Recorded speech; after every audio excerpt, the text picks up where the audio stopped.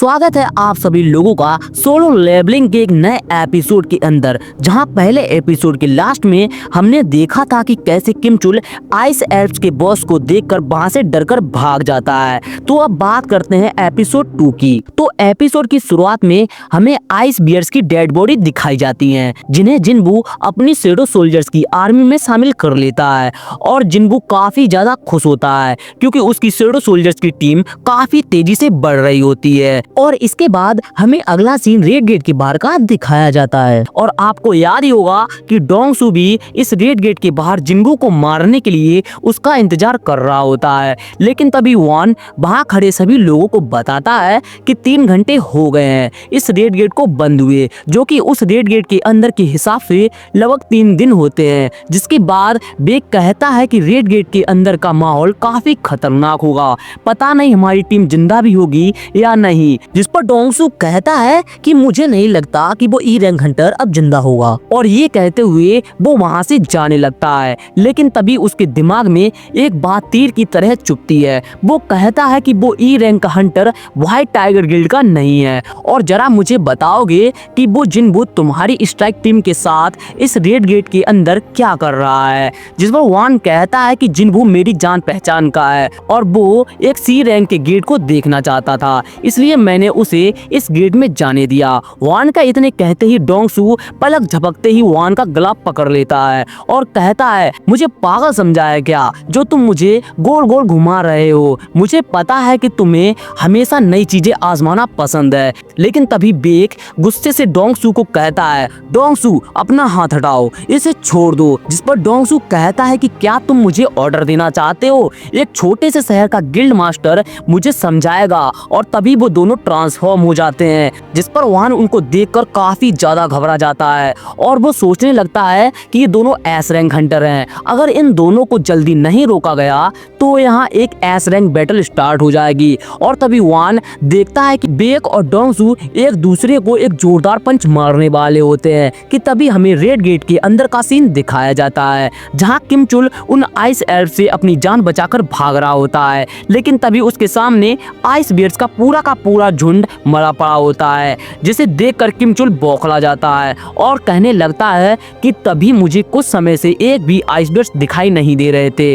लेकिन ऐसा कैसे हो सकता है? ई रैंक हंटर इन जैसे ताकतवर आइस बियर्स को कैसे मार सकते हैं? बिल्कुल नहीं, वो ई रैंक हंटर इतने स्ट्रॉन्ग नहीं हो सकते। लेकिन तभी किम चुल सोचने लगता है कि हो सकता है इन आइस बियर्स को उन आइस एल्फ्स ने मारा हो। और आइस एल्फ्स के बारे में सोचकर किम चुल वहां से डरकर भाग जाता है। और तभी हमें वापस से रेड गेट के बाहर का नजारा दिखाया जाता है, जहां डोंगसू और बेक आपस में लड़ रहे होते हैं। और तभी जिनचुल अपने दोनों हाथों से उन दोनों की पंच को रोक लेता है और जिनचुल उन दोनों से कहता है कि ठीक समय पे अगर तुम दोनों अपनी एनर्जी को होल्ड नहीं करते तो आज मेरे दोनों हाथ टूट सकते थे। मुझे नहीं पता कि तुम्हारा शक किस पर है, लेकिन वो कमजोर ई रैंक हंटर तुम्हारे भाई को नहीं मार सकता, क्योंकि आज से 2 महीने पहले मैंने जिनबू की पावर को लेकर टेस्ट किया था और मैं तुम्हें यकीन दिला सकता हूँ कि वो एक ई रैंक का हंटर ही है। और जहाँ तक बात रही तुम्हारे भाई की, तो तुम्हारे भाई की मौत मैजिक बीस्ट के खिलाफ लड़ने से हुई थी। जिस पर डोंगसू हंसते हुए कहता है,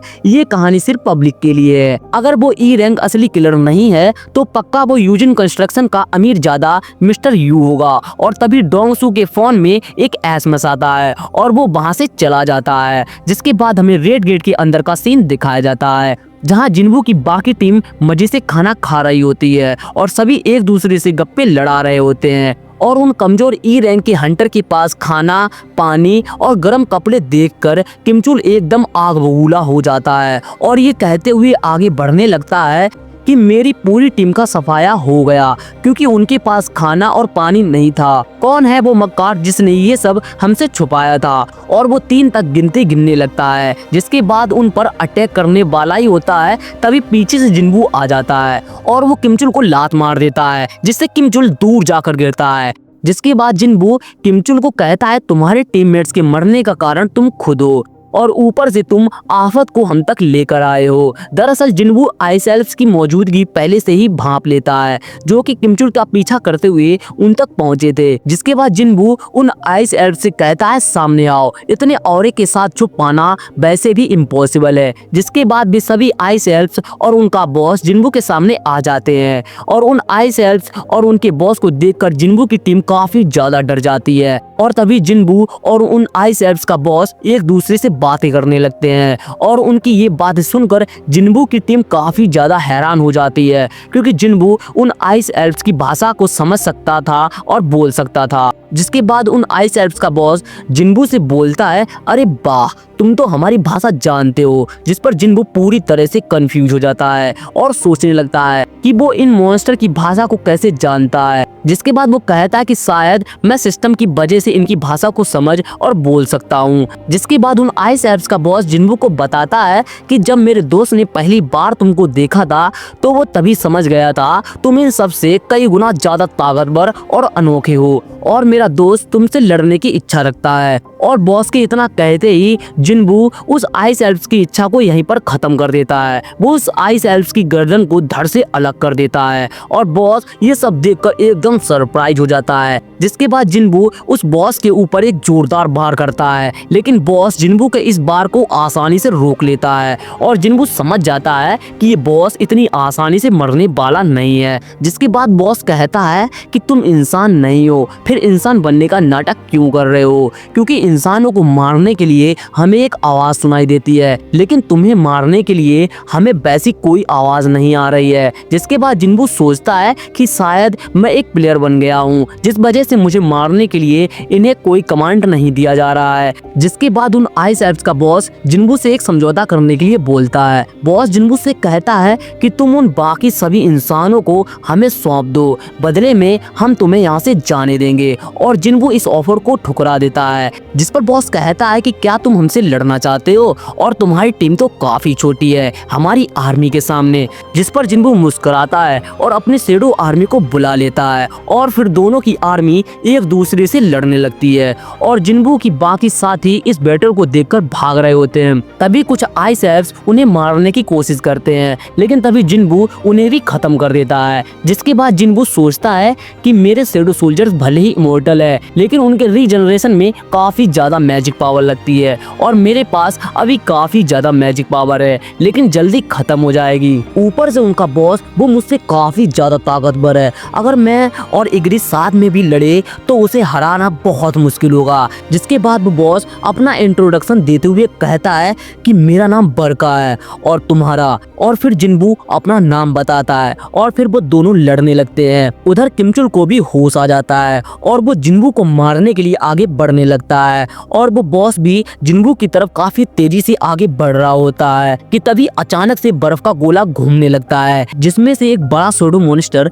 बाहर निकलता है। जिसके बाद हमें फ्लैशबैक दिखाया जाता है कि किमचुल जिन्बू को मारने के लिए आगे बढ़ रहा होता है कि तभी जिन्बू इग्रिस से किमचुल को मारने का हुक्म दे देता है और इग्रिस किमचुल को मार देता है। और किमचुल के मरने के बाद जिन्बू एराइज बोलता है और तभी किमचुल जिन्बू की शैडो आर्मी में शामिल हो जाता है और किमचुल की शैडो काफी ज्यादा पावरफुल होती है क्योंकि वो एक ए रैंक का हंटर होता है। जिसके बाद वो बॉस के ऊपर हमला करने लगता है। जिसके बाद जिन्बू किमचुल की शैडो का नाम आयरन रखता है और आयरन बॉस को काफी ज्यादा टक्कर दे रहा होता है, लेकिन तभी बॉस जिन्बू से कहता है कि ये मॉन्स्टर मुझे नहीं हरा पाएगा, क्यों ना तुम और वो नाइट दोनों आ जाओ। जिसके बाद तीनों उस बॉस के ऊपर टूट पड़ते हैं। काफी ज्यादा टक्कर देने के बाद जिन्बू और उसके सभी शैडो सोल्जर्स मिलकर उस बॉस को मार देते हैं। बॉस के मरने के बाद भी आयरन उसके ऊपर पागलों की तरह हमला किए जा रहा होता है, जिस पर जिन्बू उससे कहता है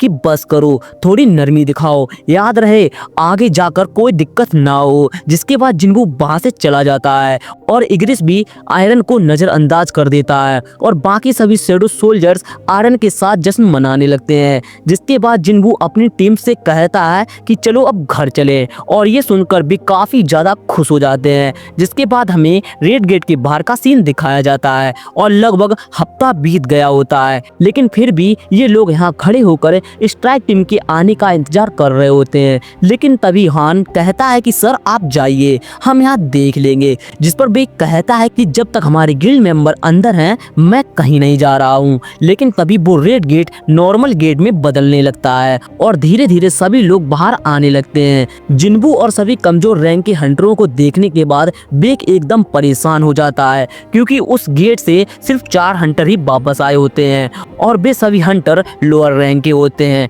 बेक सोचता है कि आखिर अंदर हुआ क्या था, और तभी जिन्बू वहां से जाने लगता है। लेकिन तभी बेक उसका कंधा पकड़ लेता है और कहता है रुको, मुझे तुमसे कुछ सवाल करने हैं। जिस पर जिन्बू कहता है कि मैं उस फाइट के बाद काफी थक चुका हूँ, अगर कुछ पूछना है तो अपने गिल्ड के लोगों से पूछ लेना। और जिन्बू ये कहकर फिर आगे बढ़ने लगता है, जिस पर बेक गुस्सा हो जाता है और ट्रांसफॉर्म होने लगता है। बेक जिन्बू से कहता है ये मेरा ऑर्डर था, मेरे गिल्ड के 6 लोग गायब हैं और उनके साथ क्या हुआ है ये पता करना मेरी जिम्मेदारी है। जिस पर जिन्बू कहता है कि ये सब सच है, लेकिन मैंने आपके 2 लोगों को बचाया है, तो क्या आपकी ये जिम्मेदारी नहीं हुई कि आप पहले मेरा धन्यवाद करें। ये सुनकर बेक जिन्बू से माफी मांगने लगता है और कहता है तुमने बिल्कुल सही किया है, और फिर जिन्बू वहां से चला जाता है। जिसके बाद बेक पर्क हैजिन से पूछता है कि वो बंदा इतने गुस्से में क्यों बात कर रहा था। जिस पर पर्क हैजिन बोलती है जब से उसने बॉस को हराया है